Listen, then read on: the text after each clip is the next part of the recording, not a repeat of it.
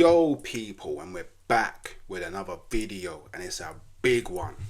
It's a big one. We're gonna be doing my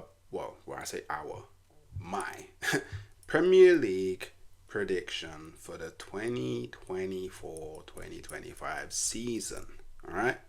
From 20 all the way to 1. But before we do that, I just want you to, follow what I do, innit? So look, follow. Look down, and then right about there, somewhere, there'll be a button. It says subscribe. Click it, because we're trying to grow. It's free, and you get to see all the lovely content that I bring out. Now, how do you help somebody else in the world? This is how you do it. You hit that like button, and you drop a comment. Because algorithm, gang, it helps the algorithms. It pushes the content out there to all the beautiful people in the world. So let's get more people viewing this content. Let's get more people subscribing. And let's keep dropping that daily magical content. Cool. So going back to Premier League this season, yeah? So, at number 20, I've got Southampton. Look, their team's just not strong enough for me. I can't lie. I do like some of their players. Brereton Diaz, Joe Aribo, Kyle Walker-Peters. I like a few of their players. But for me, there's just not enough quality throughout the squad. I'll be completely honest. Don't get me wrong. Russell Martin got them playing good football. But there is always a sacrifice. Yeah? Always a sacrifice. And I feel like it's going to be similar to Burnley, where, they play ball. They try to play ball. They come up and try and play that kind of flashy tiki-taka, you get me, kind of let's build up from the back kind of ball.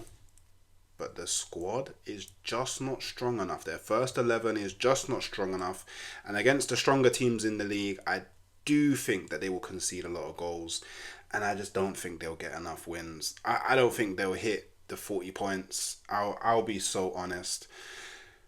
Part of me wants to say sorry, Southampton fans, but another part of me wants you to feel pain for what you did to me a few seasons ago.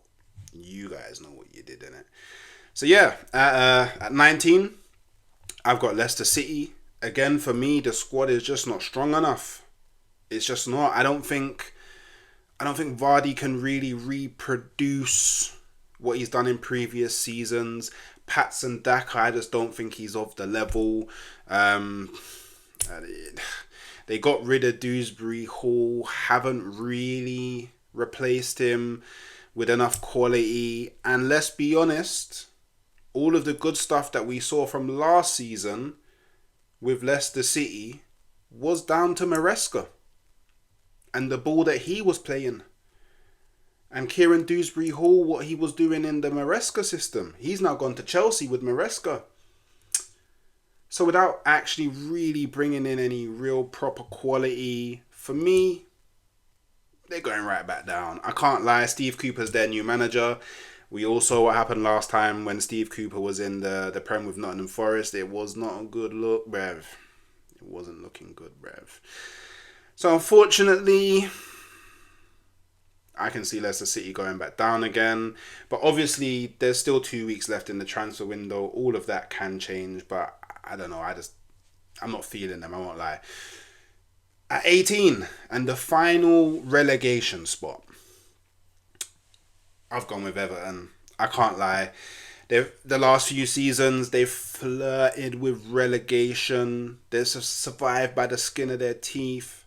How many times can you dodge your fate? How many times? And with another potential points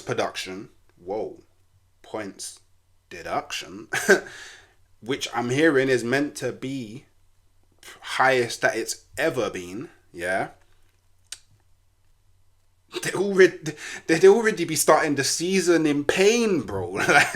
Sean Dyche Ball, I'm not a fan, is dead. I don't think it can survive the Prem another season, especially with a lot of the teams now opting for the more, I guess, playing with the ball, high press, playing with a bit of flair, combinations and link ups across the pitch. Everyone's good at passing now. I just think they'll be an easy team to break down.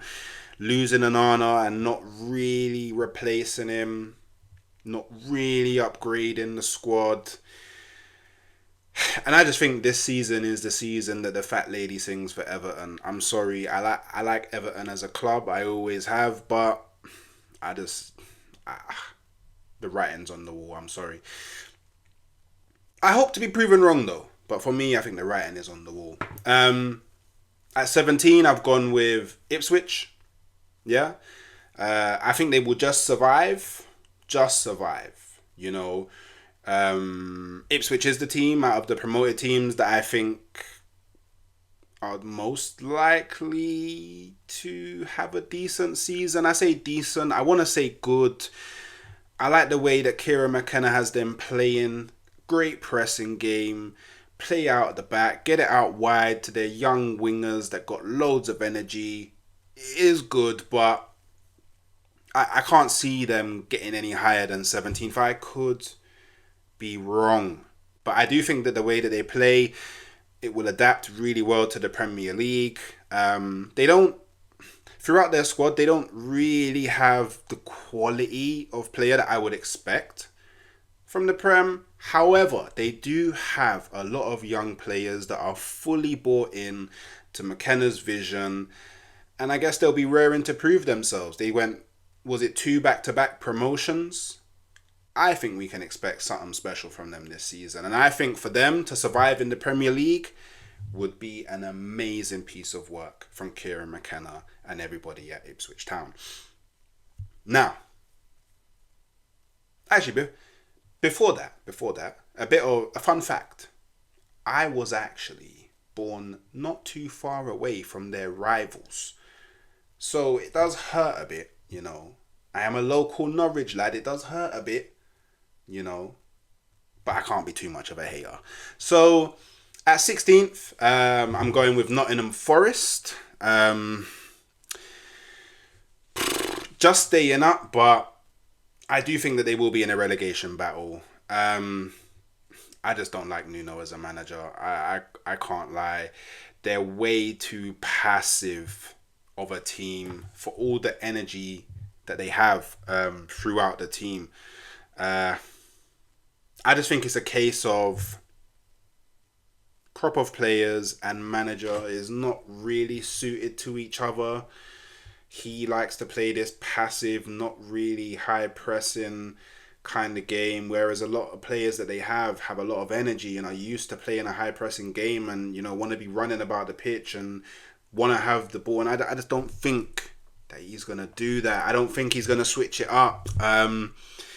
But with the likes of Morgan Gibbs-White, Murillo, Milenkovic, who was a new signing from Fiorentina, and Awoni, who I really like. And let's be honest, they may not be of the level for like a top maybe 1 to 6 team, but I do think that Elanga and Hudson-Odoi do have quality. So I think that they'll just have enough to stay up this year. 15th, I've gone with Brentford. They just haven't invested in the squad enough. I can't lie. I think Frank is a really good manager. He's seasoned in the Prem now. I think he knows how to operate. I think he knows what to do to get those 40 points to stay in the Prem. But I don't know, man. Without the adequate investment, I find it hard for them to really push up any further in the Premier League. And potentially they could be losing Ivan Toney before the end of the window. And I think if they lose Ivan Toney, I may actually be...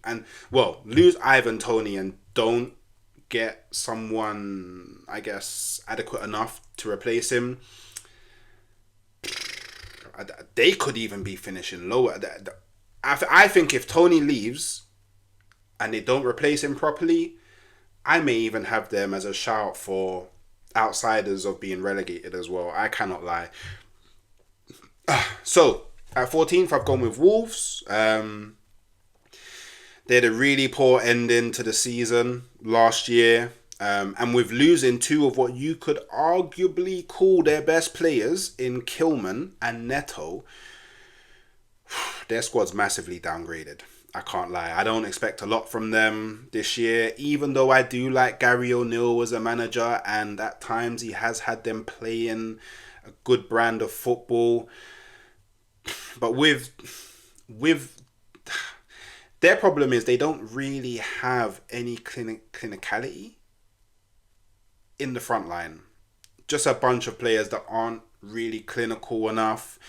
And without really replacing Kilman and Neto, I can't see them finishing any higher than this.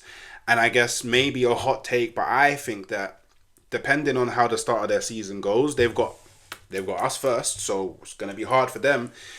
Depending on how the start of their season goes, Gary O'Neill might be a shout for first manager to get sacked this season. Hate to say it, but just never know. At 13th, I've gone with Bournemouth. I think Bournemouth play a good brand of football under Iraola. They will be causing a lot of teams problems with their gegenpressing.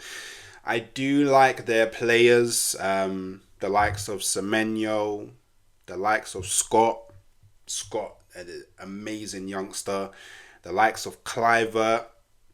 But with Solanke leaving them and joining Tottenham, that's 19 Premier League goals that they lose from last season. Remember that. That's a big amount. So I just think, without replacing him, and even if for a team like Bournemouth, it's going to be really hard to replace those 19 goals. So I think unless they can bring in a striker that can maybe make up 10 to 11 of those goals, they should be cool. But if they can't, and let's just say they make the bold move and don't try and replace him properly, I can't see them finishing any higher than 13th. May even finish lower. However, if anybody from the Bournemouth hierarchy is watching this, I know just the guy that can help you get higher in the Premier League, yeah? His name is Eddie Nketiah, yeah? Please, if you want to go higher, you got to sign him. Please. At 12, I've got Brighton. I really like their squad. I always have since they've been here. They've signed a lot of good young players to blend in with the experience that they've had from pretty much being a mainstay in the Premier League over the last few years. A lot of attacking threat. A lot of attacking threat, and with a new young manager coming in as well with new ideas, I think Brighton's natural ability to play ball over the last, it's kind of been their culture over the last few years, especially with the managers that they've had in there. They're really good at pressing, play with a real intensity. I am hoping that Adingra, I think that's how you, Adingra? Simon, pretty sure that's his name. I am hoping that maybe he is swayed and wants to see if, he can be that rotation piece with Saka at Arsenal. But, yeah, I think Brighton, realistically, I've got them 12th, but depending on how, I would say maybe the first 10 games go for them, I can see them finishing anywhere from 12th to 10th. I'll be honest. But I do think that there's just too much quality in the upper end of the Premier League for them to break into those European spots. At number 11, I've gone with Crystal Palace. I think it will be very close. And as it stands, Crystal Palace still have Anderson, Guehi and Eze. But should that change before the transfer window ends, I would place them above Brighton. Sorry, I would place them below Brighton should that change without them bringing in any real... I would say for that not to change, they would have to bring in players that have Premier League experience. I don't think shopping in the La Liga or the Bundesliga or the Serie A or the Portuguese league, I don't think that's really going to change it. Maybe if they got like one player from there and the other two were Premier League, cool. Or maybe if they got like two players from foreign leagues and then like a superstar from the Premier League, which I don't think they'll do. I don't know. I can't see them getting any higher than that. They've lost Elise to Bayern, which I think is a big loss. Definitely weakens them. But with the likes of Kamada and Sarr coming in, who I think are both really good additions, I think they should have enough quality to finish in and around this area. Potentially. But the one thing that I do think they need to, well, they may be a bit concerned about is obviously with Mateta playing in the Olympics. What's his fitness going to be like in the first 5 games? Is he going to be tired? Is there a risk of overworking him and potentially causing an injury? Let's see how they manage that. Cool. So now, we're on this at the top half of the league now. So, at 10th, I've gone with Fulham. Yeah? Now, don't get me wrong. Joao Paulinho, losing him is going to be massive. Humongous. He was a massive piece of their midfield. I can't lie. However, with the addition of ESR, who Emil Smith Rowe, I've got him on one of my shirts, I rate him. He's a baller. I think that he's going to have a real good debut season with Fulham. He brings a lot of... He brings an engine to the midfield. He is someone that likes to drive. He's really good on the ball, good on the half turn, adds a bit of quality and creative outlet to that midfield. Going to be interesting to see him play alongside Pereira. It's actually going to be interesting to see how Marco Silva actually sets up as a whole come the end of the transfer window. ESR's already looked good on pre-season for them. 2 games, 2 goals. He looks like he's ready to prove a point. But I do think they'll be able to settle around 10th. I do like the way that Silva has them playing. The squad's very familiar with each other. They have good relationships. That's clear to see on the pitch. They've been with each other for quite some time. It's a very balanced squad, in my opinion.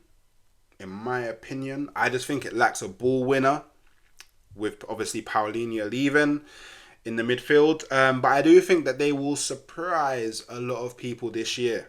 And I mean, there's murmurs. There is rumours of them trying to go in for Anderson. So if they can secure the likes of Anderson, I think that does cement their 10th place finish. And then I do think they will go on to make maybe one more signing. And I mean, if you think about it, Muniz had a really good end to last season. Raul Jimenez, it's give or take. I do think he's good, but I need to see a bit more from him. But I do think he has it in his locker to go on and score maybe 10 goals in the season. So, yeah, I mean, let's just see how they do. But I do think they'll be in the top half of the season. Obviously, you never know with these things. And don't get me wrong, they could win the first 8 games. It's unlikely, but imagine that they do. Imagine if they go and beat Manchester United in the first game of the season. Imagine. All right. 9th. And a lot of people are going to think this is probably a hot take. If you don't think I've had a hot take so far. But people will definitely think this is the first hot take. So I've gone with Aston Villa. Yeah? So I think they're going to fall off massively. I actually think they massively overachieved last season. I can't lie. Call me a hater. It's fine, innit? To me, we all know Emery, he's really bad at multitasking. And this season, he's in the UCL. And the amount of games that Villa are gonna be playing with the UCL, I know that they've added a lot of people to their squad. I don't know if everybody they've added to their squad is of the quality, but they have added a lot of people to their squad. But here's the thing. Yeah, this is where your first season in the UCL really hurts you. Yeah. It's not like the Europa League or the Europa Conference League where you can rotate with your lesser players and give your lesser players a chance to play. You can't really do that because every game you're going up against quality. It's the Champions League. Do you know what I mean? So I do think that the UCL will really hurt them, especially if they go far in the domestic cups as well. I just think that their squad will burn out. I don't care how many men they have. Not all of them are of the quality. I mean, they signed Onana. I really do like that signing. If I am not wrong, I think they signed Barkley as well. I do think Barkley is a good signing as well. But other than that, I don't really massively rate their transfer business. I'll be completely honest. And I doubt that Aston Villa will be able to swing. Will be able to swing with the big boys at the top end of the league. Also, I will say this is going to be a big year for Watkins. A massive year for Watkins. Because he's going to have to lead the charge for Aston Villa in the Premier League and the Champions League. It'll be very interesting to see how he fares. But yeah, maybe I'm wrong. But hey, it's a prediction. At number 8, I've gone with Newcastle. 8th, I've gone Newcastle. You know, I think without European football, only playing one game a week, with the quality of players that they have throughout their squad, Newcastle can definitely have a strong season. I have them at 8th, but realistically, I could see them swing anywhere from 8th to 6th. Obviously, it depends on how they do in the beginning part of the season and how other teams around them do. But if they can keep a hold of Gordon and bring in Guehi, because they are linked heavily with him, I see no reason why they can't solidify their position and push back for Europe this year. You know, they actually have a really good squad. Their defense is actually really good. Imagine you have the likes of Botman. Imagine Guehi. You have Livramento. Like, their keeper, I don't really like him. However, I do see how he's good. Or how he can be seen as good. Then you got to think you got the likes of Gordon, you got the likes of Isak. Let's remember, Tonali will be back this season. I think that's going to be a major boost. So they've got quality. Bruno Guimaraes. Although I am hearing murmurs about him potentially going either Man City or Arsenal. That rumour's surfaced again this late in the window, because it was like the big kind of talk of the town at the start of the season, but it kind of died out for a bit, but it seems to be picking up again. I wonder why. So yeah, at 7th, I've gone with West Ham. Yo, don't sleep on West Ham, you know, because they've invested really well this summer. Yeah. And I think they have really strengthened their first 11. I think their focus was to strengthen their first 11, not necessarily strengthen their squad in depth. Especially with the signing of Fulkrug. Listen, no disrespect. Balloons come. It's always a great day over here. No disrespect, but they no longer have to rely on Antonio. Because at times throughout the last few seasons, they've relied on Antonio. And I don't think Antonio is the guy that you rely on if you want to be pushing up the league. He's just not good enough. I'm sorry. He's a cool guy. He's now aging quite a bit, so he's only gonna get worse every season. Again, I like you as a guy, Antonio. Pause. Didn't mean it that way, but as a baller, I don't think you cut the mustard. And with age now against you, it's looking peak. It's not looking good. They'll be playing a new brand of football under Lopetegui. Finally getting rid of Moisball. I can't lie, Moisball was dead.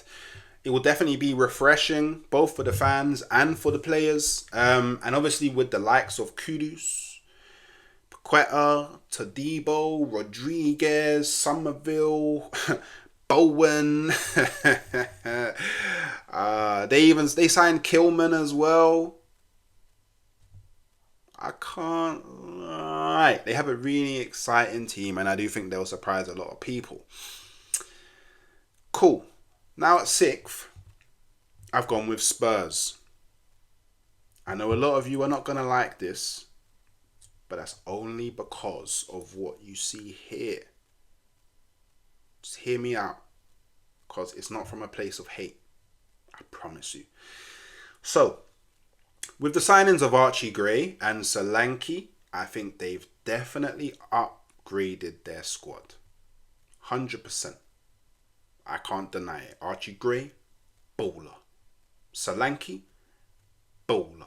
Yeah, they finally got a better strike. They finally got a better number 9 than Richarlison. For me, that's big. Yeah, I can't lie. Big. Bergvall, coming in. I'm not going to lie. I've watched him a bit in pre-season. He looks like a bowler. Yeah, there's a real energy in the Spurs squad. It seems like they're signing players and bringing players into their squad that are really going to suit the way that Ange wants to play football. There is a real energy. Yes, I agree. But I don't think they've done enough.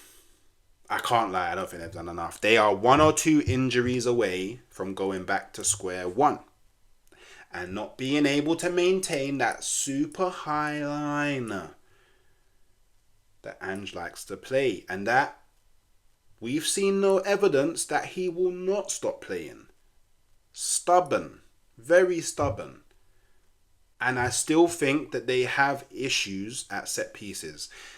Ange hasn't addressed this. I thought he would, but it doesn't seem like he's actually addressed this. They still look really weak when it comes to defending set pieces. So there's not... Maybe it's something they can work on throughout the season, but for him not to have worked on it last season and not to have addressed it in pre-season, I just see no evidence of him trying to address it.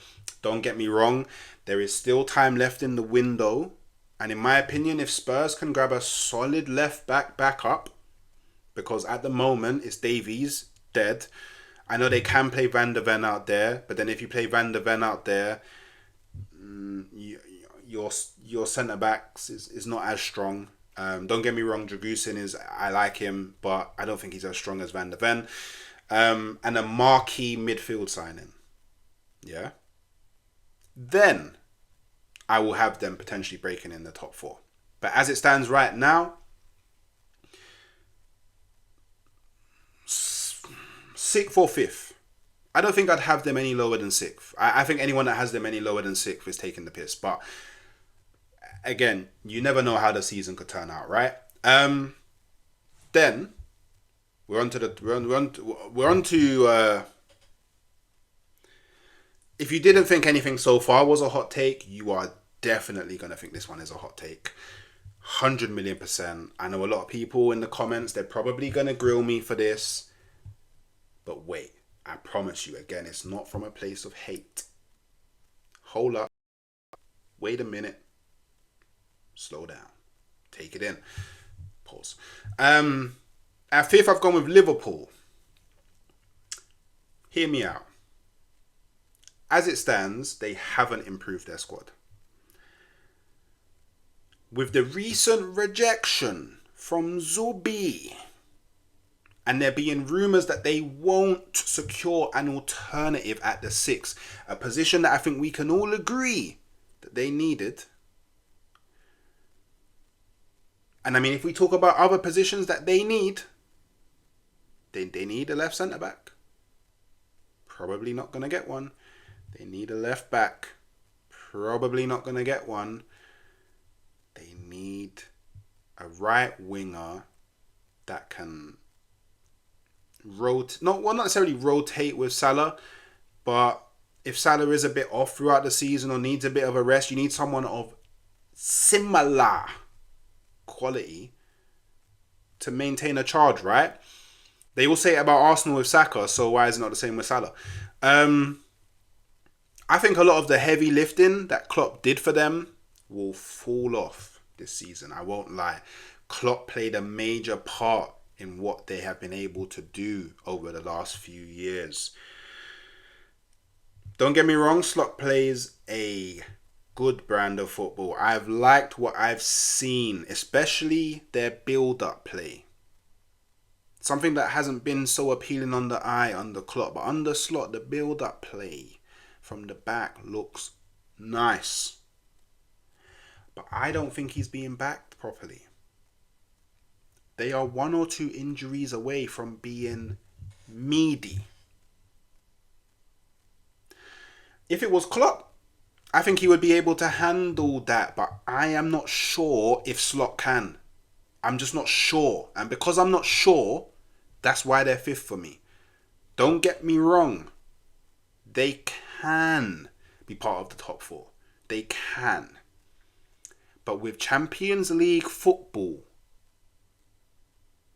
and the way that their squad is looking right now, and the fact that morale may be a bit affected by the fact that they keep on getting rejected by players that they want. There's some contract issues with some key players. It's a bit all up in the air right now at Liverpool. I'm not so sure they can break in. But let's see, because it's all fun and games until the football's kicked, right? Cool. We need a bit of a top four. So, at number fourth, I've gone with Manchester United. Yes, people, Manchester United are breaking back into the top four this season. I've called it. Ineos seems to be addressing the market really well, in my opinion. Improving key areas of the squad and adding the required quality in depth, in my opinion. I don't see their spending ending at De Ligt and Mazraoui either. I think they will go on to secure maybe 1 to 2 midfielders. Beef up that midfield. Give Kobe the support that he needs to flourish next season. And another potential forward option. We have been hearing rumours about Ivan Toney. By the way, it could be peak. With a lot to prove, because it is their third season with Erik ten Hag. And when Erik ten Hag came in, these men were all saying, within 3 seasons we should be challenging. It is the third season. And with him being backed up by Rude as well, I think you're going to see the likes of Rashford get back into scoring form. You're going to see the likes of Højlund get better at finishing. You're going to see the likes of Xerxes flourish, embed, develop well. Rude is a very, very, very, very, very astute addition to Manchester United backroom staff. And I think they can break back into the top 4. At number 3, third, we've gone with Chelsea. I am sorry. In my opinion, their squad has insane depth. The only area I can accept that they need more quality is that back line. And the goalkeeper. I'm sorry. Those are the only places. However, to me, it looks like under Maresca, Chelsea might just kill teams off by outscoring them. This is how I see it, really, to be honest. I think it's going to be like, yeah, we conceded 3, but we scored 4. We conceded 2, but we scored 5. Do you know what I mean? I know they've had a poor pre-season in terms of results-wise, but all the hate aside, there has been times where a lot of their play has looked really good. The way they've been passing it around the pitch, the way they've been getting them combinations right, the way they've been building out from the back. It's looking good. I cannot lie. This Maresca system is kind of what it all hinges on, right? How well Chelsea does next season really does hinge on how quickly they can adapt to the Maresca system and start making it work on the pitch. Because with Chelsea, it could go one of 2 ways. That is top 4 or top 8. But it all depends on how long it takes them, to adapt to the Maresca system. If we're all at game 10, and they haven't fully adapted and it's looking a bit, leave it. I have them outside of the top 4. But if by game 10, they're looking strong, they've got maybe 6 to 7 wins, maybe 2 losses and a draw, I think they're going to make top 4. I won't lie. And having just signed Neto, great signing, and potentially Osimhen, coming through the door. This could be a massive season for Chelsea. This could be the season that they finally get back into the Champions League. I mean, I hate it, but at the same time, you just gotta love what they're doing, man. They're showing real ambition. So let's see what happens. Cool. So now we're at the top two. And I'm just gonna say, number two, it definitely ain't us. It's Manchester City. Yes, people, F all of you. You know, Arsenal winning the league. Manchester City will drop off this year. I don't fear their squad. Don't think they've done enough to increase the gap. And I think Arsenal will close it. Now, don't get me wrong. Don't get me wrong. They've got a fabulous squad. It's Man City. They're wavy. Yes, okay, cool. All of that. They got cold players around the pitch. Yes, all of that. But is the hunger there? Is the hunger there? Do they want to win it again? 5 times in a row, is the hunger there? Or maybe do they focus on the Champions League that they missed out last season? Maybe Pep wants his second Champions League with Manchester City. I just don't know what their priority is. And we all know Manchester City usually start off bad. Well, not bad. Slow. I'll use the word slow, yeah? And within their first 5 games, they have to play Chelsea and they have to play Arsenal. So look, with Arsenal playing Manchester City so early on, if we win that game, that could be the dent in their armour from early on. Who knows? Let's wait and see. And obviously first, Arsenal. It's simple. I expect us to win the league. We must win the league. And with us potentially bringing in a midfielder and a forward, we have no excuse. There can be no excuse this season. Last season, we finished 2 points behind. And this year, we need to go that one step further. I'm sorry. Nothing other than winning the league will cut it. I'm sorry. We can talk about progression and all of that.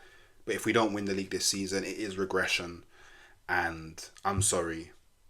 As much as I love Arteta, if he cannot take us over the line this season, we may have to start looking elsewhere. Because the squad is good enough. The squad is definitely good enough to win the league. There's no shadow of a doubt. There is enough quality in this squad to win the league. We don't have a bad squad. Our squad is actually better than at least 17, 18 other teams in this league. There is no excuse. I'm sorry. So Arsenal fans, yes, let's get behind the team. Let's get behind the manager. Give that final push. Give it our all. And come home with the Premier League trophy. So yeah, people. That's my Premier League predictions for this season. Please remember, it is predictions. It's not absolute. The only thing that is absolute in this is Arsenal winning the league. Everything else is up in the air. Actually, I think Everton getting relegated is absolute as well. But other than those 2 things, everything else is up in the air, up for debate, up for discussion. So please, comments below. That's how we do it. Like the video, subscribe, and let's all enjoy this Premier League season. We're back. I'll catch you next time.